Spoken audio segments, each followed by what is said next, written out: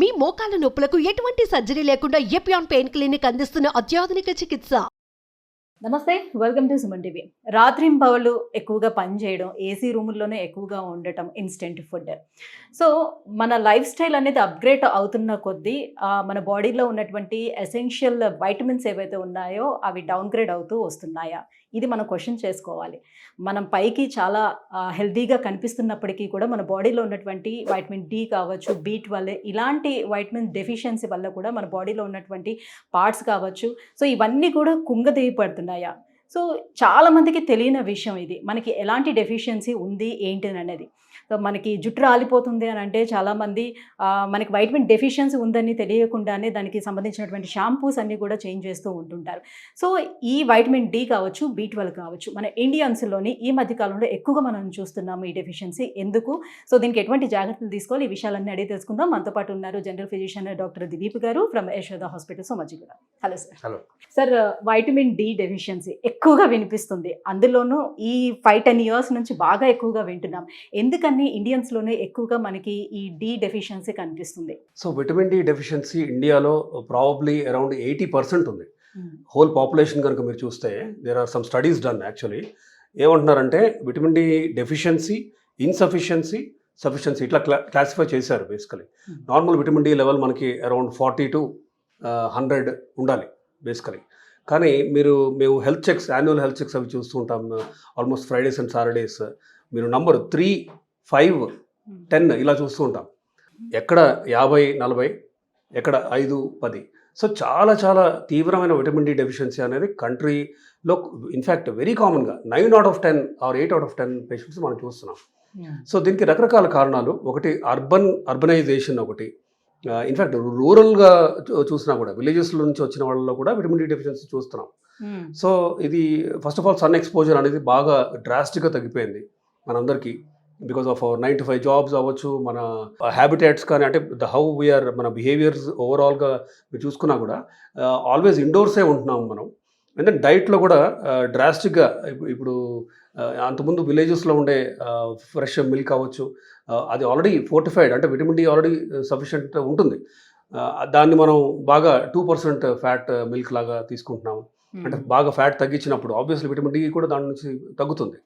So ఓవరాల్గా sun ఎక్స్పోజరే కాదు, then vitamin D in foods కానీ, దెర్ ఆర్ మల్టిపుల్ కారణాలు బేసికలీ విటమిన్ డి వైజ్ ఎందుకు తగ్గుతుంది. Then somehow this obsession with fair skin ఒకటి, అంటే ట్యాన్ అవ్వకూడదు అని ఒక రకమైన some kind of mindset ఒకటి. సో ఇలా ఒక కారణం కాదు, ప్రాబ్లీ అట్లీస్ట్ 7-8 కారణాలు ఉన్నాయి. దీనివల్ల ఇన్ఫ్యాక్ట్ అలార్మింగ్ లెవెల్స్ ఆఫ్ లో విటమిన్ డి అనేది ఇండియన్ పాపులేషన్లో ఎస్పెషల్లీ మనం చూస్తున్నాం. అంటే ఓ 10 నిమిషాలు ఎండ్లోకి వెళ్ళి నించుంటే వైటమిన్ డి మనకి సఫిషియెంట్గా వచ్చేటట్టుగా వస్తుందా, అది సరిపోతుందా? 10 నిమిషాలు సరిపోదండి. ఇన్ఫ్యాక్ట్ యాక్చువల్గా మీరు చూస్తే 10 to 12, 10 AM to 12 PM అవ్వచ్చు, లేదు 4 to 6, 4 PM to 6 PM అవ్వచ్చు. ఈ టైం పీరియడ్స్లో we recommend ½ an hour to 45 minutes. ½ an hour అన్నా మీకు సన్ పడేలాగా చూసుకోవాలి. మధ్యలో కూడా ఓకే యాక్చువల్గా, కానీ ఎందుకు వద్దు అంటామంటే యూవీ రేస్ కూడా ఉంటాయి. ఇప్పుడు మధ్యాహ్నం 12 నుంచి 2 వరకు ఆర్ 3 వరకు sun is at its brightest. అప్పుడు ఏమవుతుందంటే యూవీ రేస్ ఎక్స్పోజర్ కూడా ఉంటుంది. కాబట్టి వీ టెన్ టు అవాయిడ్, అంటే ముందు 10 to 12 అవ్వచ్చు, దెన్ 3 or 4 తర్వాత ఎండ్. కానీ ఇది మాత్రం ఖచ్చితంగా బాడీకి మనకి తగిలేలాగా చూసుకోవాలి. అండ్ ఇవాళ రేపు బాల్కనీస్ కానీ ఇవన్నీ కూడా మూసేసి ఒక రకమైన బిహేవియర్ చూస్తున్నాం అర్బనైజేషన్లో. కాబట్టి సన్ అనేది అసలు సన్లైట్ టచ్ అవ్వట్లేదు చాలామందికి. బట్ యాక్చువల్గా సన్లైట్ పడినా కూడా చాలామంది ఏమనుకుంటారంటే సరే 10 minutes చాలు ఆర్ 15 minutes చాలు అనుకుంటారు. That is not enough. Okay, sunlight 10-15 minutes కూడా మనకి సరిపోదు ఇన్ఫ్యాక్ట్. సో అంటే వీఆర్ ట్యూన్డ్, మన bodies as a whole. If you go back some 30-40 years, అది కాయ కష్టం చేయటం అవ్వచ్చు, అగ్రికల్చర్ కానీ అంతా కూడా కొన్ని గంటలు, నాట్ ఈవెన్ మినిట్స్, గంటలు సన్లో పనిచేసేవారు. కాబట్టి మోస్ట్ లైక్లీ వాళ్ళ బోన్స్ కూడా స్ట్రాంగ్గా ఉండేవి. అండ్ తగిన విటమిన్ డి తినే ఫుడ్స్లో కూడా ఉండేవి. ఇట్లా ఫ్యాట్ తగ్గించడం కానీ, ఫ్యాట్ ఫ్రీ ఇవన్నీ కూడా, మిల్క్ కానీ అవన్నీ చేసేవాళ్ళం కాదు. కాబట్టి they use to be very healthy మన యాన్సిస్టర్స్. బట్ ఓవర్ అంటే యాజ్ అ హోల్ కనుక మీరు చూస్తే విటమిన్ డి ఇన్ఫ్యాక్ట్ మనకి సన్ ఎక్స్పోజర్ ఉన్నా కూడా మనం ఫోర్టిఫై చేసి సప్లిమెంట్ తీసుకోవాల్సిన సిచ్యువేషన్ ఉంది ఇప్పుడు.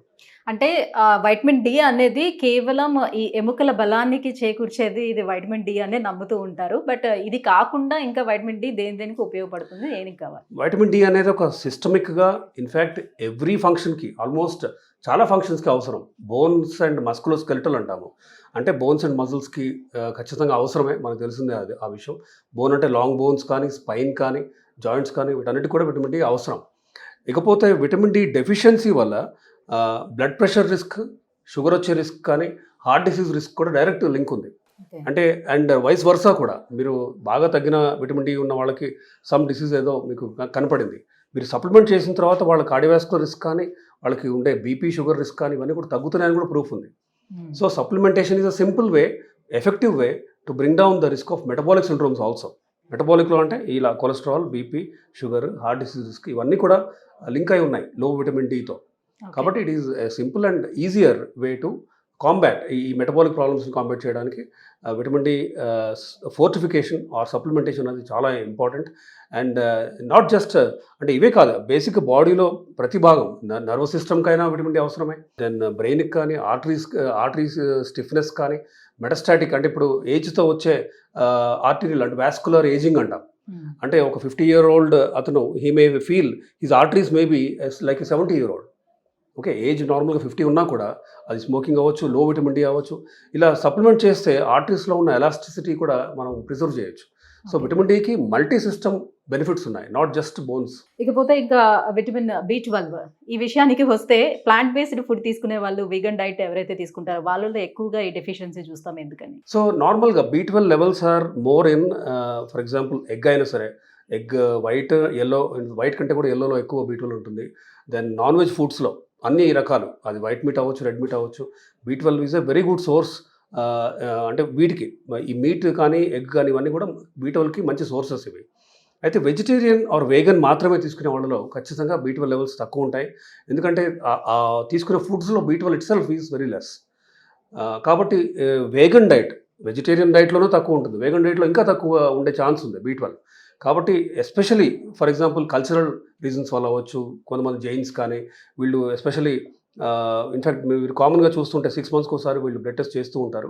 B12 లెవెల్స్ నార్మల్గా 400 to 1000 మధ్యలో ఉండాలి, అంటే 500-600 అలా యావరేజ్గా ఉండాలి. వీళ్ళలో 100 చూస్తాం మేము, అంటే 4 రెట్లు తక్కువ అనేది కామన్గా చూస్తూ ఉంటాం. కాబట్టి again how do we help them? వీళ్ళకి విటమిన్ B12 మీరు ట్యాబ్లెట్స్ ఇస్తే అవి అబ్జార్బ్ అయ్యి, ఫర్ ఎగ్జాంపుల్ వాళ్ళ B12 లెవెల్స్ నార్మల్ అవ్వడానికి it will take long time. కాబట్టి మనం ఇంజెక్షన్స్ ఇస్తాము, వన్స్ వీక్ చొప్పున ఒక 6 ఇంజెక్షన్స్ అన్న ఇచ్చి, ప్యారలల్గా మనం ఓరల్ సప్లిమెంటేషన్ కూడా ఇస్తాం. 6 weeks తర్వాత లెవెల్స్ కనుక 400-500 వరకు వస్తే వాటిని మెయింటైన్ చేయడానికి మాత్రం మనం ట్యాబ్లెట్స్ ఇస్తే సరిపోతుంది. అంటే అందరికీ సప్లిమెంట్స్ అనేది బాడీ అబ్జర్వ్ చేసుకోదంటారా? అంటే సరిపోదు. మోస్ట్ లైక్లీ ఈ వేగన్స్ వీళ్ళకి మనం సప్లిమెంట్ ఇచ్చినా కూడా మోస్ట్ లైక్లీ ఓరల్గా అయితే సరిపోకపోవచ్చు. And if it is very low, 100-150 ఉన్నప్పుడు ఇన్ఫ్యాక్ట్ ఆర్బీసీస్ ఎఫెక్ట్ అవుతాయి, B12 బాగా తగ్గినప్పుడు నర్వ్స్ ఎఫెక్ట్ అవుతాయి, ఒక్కొక్కసారి ఇర్రివర్సిబుల్గా ఎఫెక్ట్ అవుతాయి. అంటే మీరు B12 ఒక్కొక్కసారి సప్లిమెంటేషన్ ఇచ్చినా కూడా హెల్ప్ అవ్వలేని ఒక ఇర్రివర్సిబుల్ డ్యామేజ్ జరుగుతుంది. ఈ నర్వ్స్కి కానీ, స్పైనల్ కార్డ్ అవ్వచ్చు, డోర్సల్ కాలమ్స్ కానీ, ఈ నర్వ్స్కి చుట్టూ ఉండే మైలిన్ కానీ, మైలిన్కి అసలు B12 అనేది ఆక్సిజన్ లాంటిది, చాలా చాలా ముఖ్యం. సో B12 లెవెల్ బాగా తగ్గిపోయినప్పుడు ఈ మైలిన్ షీత్ అనేది బాగా తినేసినట్టు డిమైలినేషన్కి one of the important reason B12 deficiency. Okay, so ఇంకొక పక్క అనీమియా, ఇప్పుడు రక్త కణాలు నార్మల్గా ఉండే సైజ్ కంటే పెరుగుతాయి B12 డెఫిషియన్సీలో. సో దీన్ని మెగలోబ్లాస్టిక్ అనీమియా అంటాం. సో వీళ్ళలో 8-7 హిమోగ్లోబిన్ వాళ్ళు చూస్తుంటాం, whereas normal haemoglobin level is 13-14 అన్నా ఉండాలి. సో మీరు జాగ్రత్తగా B12 లెవెల్ సప్లిమెంట్ చేయాలి. దెన్ నర్వ్స్ డ్యామేజ్ జరిగితే ఎంత మేరకు జరిగింది ఆల్రెడీ అని ఒక నర్వ్ కండక్షన్ స్టడీ లాంటివి కూడా చేయాలి. So yes, vegans and vegetarians are at high risk of B12 deficiency. And ఇది రెగ్యులర్గా వన్స్ ఇన్ 6 months అవ్వచ్చు, వన్స్ ఇన్ ఇయర్ కానీ మీరు B12 లెవెల్ చెక్ చేయాలి. అండ్ ఓరల్గా తీసుకున్నప్పుడు ఒక్కోసారి అబ్జార్ప్షన్ డిఫెక్ట్స్ ఉంటాయి స్టమక్ ఇంటెస్టైన్స్లో. కొంతమందిలో పెర్నిషియస్ అనీమియా అనే ఒక కండిషన్ ఉంది, వాళ్ళకి మీరు ఓరల్గా B12 ఇచ్చినా కూడా అబ్జర్వ్ అవ్వదు. సో వీళ్ళకి మీరు ఇంజెక్టబులే ఇవ్వాలి. ప్రాబ్లీ సమ్ పీపుల్, కొంతమందికి మీరు life time B12 supplementation injectable, అంటే మజిల్లో ఇనీషియల్గా వన్స్ వీక్ ఇచ్చి తర్వాత వన్స్ ఇన్ మంత్ అయినా సరే ఇస్తూ పోవాలి. ఇంక వేరే మార్గం ఉండదు. ఎందుకంటే అంటే ఇప్పుడు సప్లిమెంట్స్ కొంతమంది తీసుకునేటప్పుడు కొంతమందికి కాన్స్టిపేషన్ ప్రాబ్లం ఉండొచ్చు, డైజెషన్ ప్రాబ్లం ఉంటుంది, సో ఇరిటేటింగ్గా అనిపిస్తుందని అలా కూడా చాలా మంది సప్లిమెంట్స్ మాకు వద్దు ఇంజెక్షన్స్ కావాలి అని అడుగుతారు. సో అప్పుడు వాళ్ళకి కూడా సజెస్ట్ చేయొచ్చు అంటారా? ఇంజెక్టబుల్ ఎప్పుడు ఇస్తాము, దెన్ ఓరల్ సప్లిమెంట్స్ ఎప్పుడు అనేది దానికి కూడా క్లియర్ కట్ గైడ్ లైన్స్ ఉన్నాయి. Suppose for what ever reason patient మాకు ఓరల్ సప్లిమెంట్స్ వద్దు, నా స్టమక్ ఆర్ ఇంటెస్టైన్కి సూట్ అవ్వట్లేదు, నా కాన్స్టిపేషన్ వస్తుంది అనుకున్నప్పుడు ఇంజెక్టబుల్ ఇవ్వడంలో నష్టమేం లేదు. ఇన్ఫ్యాక్ట్ ఇంజెక్టబుల్ ఐఎం అంటే ఇంట్రామస్కులర్ ఇంజెక్షన్ ఇస్తే అది డిపో ప్రిపరేషన్ లాగా యాక్ట్ చేస్తుంది, వారం మొత్తం సరిపడా B12 ఇస్తుంది. ఒకసారి వన్స్ ఇన్ 2 weeks కూడా మీరు B12 లెవెల్ నార్మల్గా మెయింటైన్ చేయడానికి ఇంజెక్షన్ తీసుకోవచ్చు. సో ఇంజెక్టబుల్ తీసుకోవడం వల్ల నష్టమైతే లేదు, నో డౌట్. కాకపోతే మీకు B1, B2, B6 అంటే B12 కూడా, సో B12తో పాటు మిగిలినవి కూడా ఇవ్వాలంటే మీరు యూజువల్గా easier way is to take orally. అంటే ఎంతవరకు ఎంతకాలం మనం ఇంజెక్టబుల్స్ తీసుకుంటూ ఉంటామని కూడా ఒక క్వశ్చన్ అది. కాబట్టి it's always important to get all the vitamins and minerals required for proper functioning of every system in the body. అంటే మనకు బయటికి కనిపించే సిమ్టమ్స్ ఏంటి ఈ వైటమిన్ డెఫిషియన్సీ ఉన్నాయని తెలుసుకోవడానికి? సో B12 డెఫిషియన్సీలో ఇన్ఫ్యాక్ట్ ఇనీషియల్గా అనీమియా అనేది చూస్తుంటాం. అనీమియా అంటే రక్తహీనత, రక్తం తక్కువ ఉన్నప్పుడు పీపుల్ ఫీల్ ఈ గుండె దడ పెరిగినట్టు, దెన్ ప్రతిదానికి నీరసంగా అలసట అనిపించడం, దెన్ ఒక్కోసారి నిద్ర సరిగ్గా రాదు, ఫటీగ్ అంటే కొంచెం పని చేసినా అలసిపోవడం కానీ, లేజీగా అలా పడుకోవాలని ఉండటం అవ్వచ్చు. ఇట్లా సైన్స్ అంటే సిమ్టమ్స్లో మీకు కనిపించేది ఇవన్నీ. సైన్స్లో మనకి ప్యాలర్ కనిపిస్తుంది, అంటే మనం కంజంక్టివాలో ఎంత పింక్గా అయితే ఉండాలో అది బాగా రక్తహీనత అనేది క్లియర్ కనిపిస్తుంది ఎగ్జామినేషన్లో. And then of course blood test చేస్తే మీకు హిమోగ్లోబిన్ లెవెల్స్ బాగా తగ్గుతాయి, 8 అవ్వచ్చు, 7, కొంతమంది 6 అలా కూడా చూస్తాం. నా కంబైన్డ్ ఒకవైపు ఐరన్ డెఫిషియన్సీ, ఇంకోవైపు B12 డెఫిషియన్సీ కూడా కనుక ఉందనుకోండి, ఇంకా అది చాలా ఇంపార్టెంట్. అంటే మనం వార్ ఫుటింగ్లో వీ హ్యావ్ టు ఇమీడియట్లీ కొంతమందిలో IV ఐరన్ ఇవ్వాల్సిన అవసరం ఉంటుంది, IV B12 కూడా ఇవ్వాల్సిన అవసరం ఉంటుంది. సో ఎందుకంటే అనీమియా న్యూట్రిషనల్ డెఫిషియన్సీ వల్ల అది కూడా మనం ఎండోస్కోపీ చేస్తే కంప్లీట్గా నార్మల్ ఉందనుకోండి, రకరకాల కారణాలు ఉంటాయి. Basically iron deficiency, B12 deficiency, vitamin D అవ్వచ్చు, ఇవన్నీ డెఫిషియన్సీస్ ఉన్నప్పుడు ఇలా మెయిన్లీ కనిపించేది అనీమియా ఒకటి. అయితే B12 డెఫిషియన్సీకి స్పెసిఫిక్గా ఉండే కొన్ని న్యూరలాజికల్ ప్రజెంటేషన్స్ కూడా ఉన్నాయి. వీళ్ళకి మొద్దుబారటం కానీ, తిమ్మిర్లు, టింగ్లింగ్ నమ్నెస్ కానీ, ఆ చేతుల్లో, కాళ్ళలో అవ్వచ్చు, అరికాళ్ళలో అవ్వచ్చు, ఇలా ఇవన్నీ చూస్తూ ఉంటాం, అంటే న్యూరలాజికల్గా కూడా. సో వీళ్ళలో కూడా NCS nerve conduction study test చేస్తే మనకు అర్థమవుతుంది ఇది ప్రాబ్లం ఉంది అని. యూజువల్గా డయాబెటీస్ ఉంటే కూడా అలాంటి సిమ్టమ్స్ అవి వస్తుంటాయి. సో మనం ఒకసారి ఈ B12 level or iron level, then vitamin D కానీ ఇవన్నీ చెక్ చేస్తే ఎంత తీవ్రంగా డెఫిషియన్సీ ఉందో అర్థమవుతుంది. తీవ్రత ఎక్కువ ఉంటే ఇంజెక్టబుల్ ఇవ్వాల్సిన అవసరం ఉంటుంది, లేదు అంటే ఓరల్స్కి కూడా ఇవ్వచ్చు. ఈ మధ్యన వెయిట్ లాస్ కోసం చేస్తున్నటువంటి ఇంటర్మీడియట్ ఫాస్టింగ్స్ కావచ్చు, క్రాష్ డైట్లు కావచ్చు, వీటి వల్ల కూడా వైటమిన్ డెఫిషియన్సీ ఎక్కువగా చూడొచ్చు అంటారా? ఎస్, ఎందుకంటే ఇంటర్మీడియట్ ఫాస్టింగ్లో ఒక 16 గంటలు ఏమి తినకుండా ఉంటారు. దెన్ దాన్ని ఫాస్ట్ బ్రేక్ చేసిన తర్వాత they might not eat in a healthy manner. ఒక నరిష్మెంట్ ఉండేలాగా ప్రోటీన్, విటమిన్, మినరల్స్ అందే అటువంటి ఫుడ్ వాళ్ళు ఫాస్ట్ బ్రేక్ చేసిన తర్వాత తినకపోవచ్చు. అప్పుడు ఖచ్చితంగా విటమిన్, మినరల్ డెఫిషియన్సీ వస్తాయి. కాబట్టి ఇంటర్మీడియట్ ఫాస్టింగ్ మంచిదే, చేయండి. బట్ ఆఫ్టర్ ద ఫాస్టింగ్ మీరు తినే food should be rich in vitamins and minerals, protein ఉండాలి, కార్బ్స్ అండ్ ఫ్యాట్ కొంచెం తగ్గియాలి, ఫైబర్ పెంచాలి. దెన్ హైడ్రేషన్, ఎస్పెషలీ 16 hours కనుక మీరు ఫాస్టింగ్ చేస్తున్నారు ఆర్ మోర్, మీరు హైడ్రేషన్ సరిగ్గా తీసుకోకపోతే మీకు కిడ్నీ స్టోన్స్ అవ్వచ్చు, గాల్ స్టోన్స్ కానీ, ఇవన్నీ గాల్ బ్లాడర్లో స్టోన్స్ కానీ ఇవన్నీ కూడా వచ్చే రిస్క్ ఉంటుంది. సో ఇంటర్మీడియట్ ఫాస్టింగ్ మంచిదే, బట్ ఖచ్చితంగా విటమిన్, మినరల్ సప్లిమెంటేషన్ అవసరం. న్యాచురల్ ఫుడ్స్లో మీరు egg is a very good source. Egg కానీ, మిల్క్ కానీ, గ్రీన్ లీఫీ వెజిటబుల్స్ కానీ, అన్ని రకాల ఇప్పుడు సోయా, చనా, రాజ్మా, బీన్స్ లాంటివి ఇవన్నీ కూడా సరైన బాడీకి కావాల్సిన ఐరన్ అవి ఇస్తాయి. దెన్ ఎగ్ తీసుకుంటే అఫ్కోర్స్ B12 లెవెల్స్ మంచి సఫిషియెంట్ లెవెల్లో మీరు మెయింటైన్ చేయగలుగుతారు. దెన్ వైట్ మీట్ అంటే ఫిష్ ఆర్ చికెన్ తీసుకున్నా కూడా మంచిదే, అంటే మీరు కనుక నాన్ వెజిటేరియన్ కూడా తినేట్టయితే. ఇకపోతే ఫైబర్ కంటెంట్ కూడా బాగా పెంచాలి, ఎస్పెషల్లీ ఇంటర్మీడియట్ ఫాస్టింగ్ చేసినప్పుడు. టొమాటో, క్యారెట్, కీరా, బ్రాకలీ, లెటస్, క్యాప్సికమ్, స్పినాచ్ లాంటివి కూడా తీసుకోవాలి. ఇవి తీసుకుంటే కూడా మనం విటమిన్, మినరల్స్ లెవెల్స్ కూడా సరిగ్గా ఉండేలాగా మనం చూసుకోవచ్చు. Thank you sir. Vitamin D and B12 డెఫిషియన్సీకి కారణాలు, ఆ సమస్యను ఎలా రెడ్యూస్ చేసుకోవాలన్న విషయాన్ని తెలియజేసినందుకు థ్యాంక్ యూ.